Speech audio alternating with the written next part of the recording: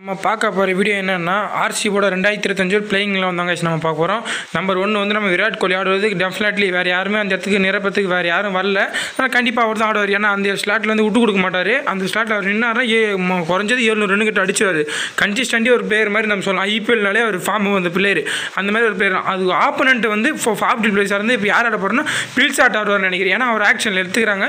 கண்டிப்பாக அவர் தான் ஆடுவார். ஏன்னா அவர் ஒரு சரியான ஒரு பிளேயர். அவரும் நின்னார்னா வச்சு செஞ்சு ஒரு ஆப்போனண்ட் அந்த மாதிரி ஒரு பேட்ஸ்மேன் தான் பில்சால்ட்டு. அடுத்தபடியாக நீங்கள் பார்த்தீங்கன்னா ஒரு பில்சாட் ஒரு வெற்றிகரமாக செஞ்சுருந்தார் பஞ்சாபுக்கு. ஆனால் அவங்க ஏன் அந்த டீமில் கேட்டு விட்டாங்க தெரியல. நிறைய பேரை எடுத்து விட்டாங்க பில்சால்ட்டு.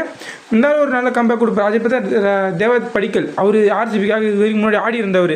சரியான வாய்ப்பு சரியாக கிடைக்கல. அப்பப்போ ஒரு கேமியோ ஆடினார் தவிர கன்சிஸ்டண்ட்டாக ஆடினால அவர் இந்த வாட்டி கண்டிப்பாக ஆர்சிபி எடுத்துக்கிறாங்க. கண்டிப்பாக இந்த வாட்டி ஒரு சரியான ஒரு ஃபார்மில் நம்பர் 3 ஒரு ஏற்ற நம்பர் 3 பேட்ஸ்மேன்னா நம்ம தேவத் படிக்கல சொல்லலாம். ஏன்னா அந்த மாதிரி நிரூபிச்சுக்கிறார். இதுக்கு முன்னாடி அவருக்கு வாய்ப்பு கிடைக்கல. இப்போ அடுத்த 4th பேர் ரஜத் பட்டிதார். அவர் ஒரு சரியான ஒரு ஃபார்ம்லேருந்து வந்துக்கிறார். போன சீசன் 6 மேட்ச் சரியாக ஆடல. அதுக்கடுத்து 6 மேட்ச்சில் ஒரு சரியான ஒரு ஃபார்மு சரியான 6-4 லாஸ்ட் 6 மேட்ச் ஜெயிக்கிறதுக்கு 6 மேட்ச் ரஜத் பட்டிதார்னே ஒரு சொல்லலாம். ஒரு 3 உதாரணம். இவர் நம்ம வில்ஜாக்ஸ் விட்டாங்க. ஆனால் இவரை உள்ள ஏன்னா இவர் முன்னாடி 2-3 வருஷம் விளையாடிக்கிறாரு.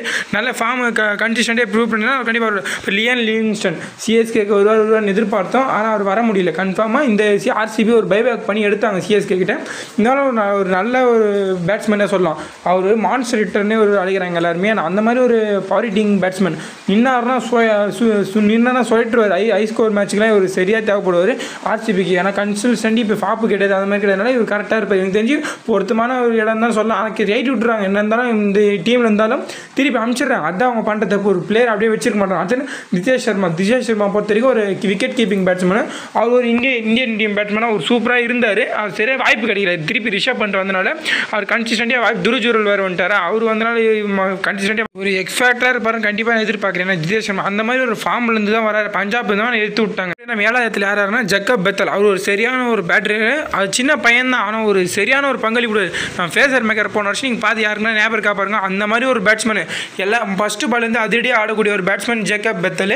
அவர் இதுக்கு முன்னாடி கன்சிஸ்டண்ட்டாக சரியாக ஒரு ஃபார்ம் இருக்கிற. இப்போ கூட ரீசெண்டாக ஒரு மேட்ச் நினச்சி வச்சு பவுலரை பொழுதுறாரு. அந்த மாதிரி ஒரு மான்ஸ்டர் ஹிட்டர்னே சொல்லலாம். ஒரு சின்ன பையன் கன்ஃபார்மாக பேக் பண்ணுவான்னு நினைக்கிறேன். அடுத்த குருணால் பாண்டியா அவர் ஒரு பங்களிப்பை கண்டிப்பாக குத்துருவார். பேட்டிங்காக இருந்தாலும் ஸ்பின்னாக இருந்தாலும் எதாக இருந்தாலும் ஒரு பங்களிப்பு கண்டிப்பாக இருக்கும். 8th கண்டிப்பாக அவர் ஆடுவார். அவர் ஒரு பங்களிப்பு கரெக்டாக அந்த டீமுக்கு என்னென்ன தேவைக்கும் சரி எல்ஏஜி குத்துருந்தார். அவங்க வந்து கைட்டி விட்டாங்க. இப்போ வந்து ஆர்சிபிக்கு வந்து ஒரு சரியான ஒரு டீமுக்கு தான் வந்துருவார். அவங்க கரெக்டாக பயன்படுத்தினா எந்தெந்த ரோல் கரெக்டாக கொடுத்தா அவர் கரெக்டாக இருக்கும். எனக்கு தெரிஞ்சு ஒரு கரெக்டான இடம் தான் வந்துக்கிறாங்க. ஆனால் அவர் கரெக்டான வாய்ப்பு கிடைக்கணும். அதுதான் முக்கியம். அதுவும் புவனேஸ்வர் குமார் நம்பர் 9 வராரு. அவர் ஒரு சரியான ஒரு பேட்ஸ்மேன் பவுலர் என்ன சொல்லலாம். ஏன்னா அந்த மாதிரி ஒரு எஸ்ஆர்ஹெச் நிரூபித்த பவுலர்.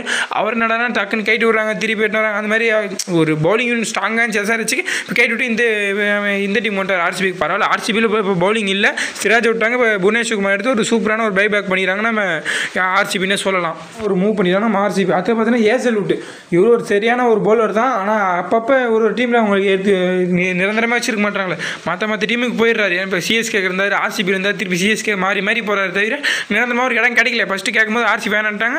இந்த வருஷம் ஆக்ஷன் எடுத்துட்டாங்க. ஒரு நல்ல பவுலர் தான். ஆனால் ஒரு கரெக்டான இடத்துல ஒரு வாய்ப்பு தரணும். அதான் கொடுக்க மாட்டாங்க ஆர்சிபி. அதுதான் கொஞ்சம் கொடுத்தானா ஒரு சூப்பரான பிளேயராக ஒரு வளம் வருவார் நம்ம சொல்லலாம். எனக்கு சூப்பரான பிளேயர். பேட்டிங்கும் பண்ணுவார், பவுலிங் பண்ணுவார். ஓரளவுக்கு பேட்டிங் பண்ணுவார். ஆனால் பவுலிங் வந்து சூப்பராக பவுலிங் போடுவார். அந்த மாதிரி ஒரு 10th யார் வச்சுக்கிறேன் நம்ம யாஸ்தாலே வச்சுக்கிறேன். ஒரு சூப்பரான ஒரு பவுலரு. ஆர்சிபிக்கு ஒரு ரீட்டைன் பண்ணி வச்சுக்கிறாங்க. ஒரு சூப்பரான பவுலிங்னா சொல்லலாம். ஏன்னா போன வருஷம்லாம் சரியான ஒரு இந்த வருஷம் 2024 நல்லா பங்களிப்பு கொடுத்தாரு ஆர்சிபிக்காக. 2025 கொடுப்பாரா? கண்டிப்பாக கொடுப்பார். ஏன்னா ரிங்கு சிங் அடிச்சதுக்கப்புறம் அதுக்கப்புறம் ஒரு நல்ல ஒரு கம்பேக் கொடுத்து ஆர்சிபி விராட் கோலி பேசி ஒரு நல்ல பவுலிங் யூனிட்டாக அவர் வச்சுக்கிறாங்க. கண்டிப்பாக ஒரு நல்ல ஒரு பவுலர். அவர் ஒரு ஆர்சிபி ஒரு பைபேக் பண்ணுவாங்கன்னு தெரியல. கண்டிப்பாக ஒரு சூப்பரான ஒரு பவுலர். என்னை பொறுத்த வரைக்கும் பைபேக் பண்ணுவோம். இன்னும் ஃபார்ம் கொடுக்கணும். இப்போ சுயா சர்மா 11th வச்சுக்கிறேன். அவர் வந்து கேகேஆரில் இருந்தார். ஒரு சூப்பர் மிஸ்டீஃபின்னர் மாதிரி அவர் சூப்பராக ருத்ராஜ் எல்லாம் விக்கெட் எடுத்தார். அந்த மாதிரி ஒரு பவுலர் திருப்பி நம்ம பைபேக் பண்ணி நம்ம ஆர்சிபி எடுத்து வந்துக்கிறாங்க.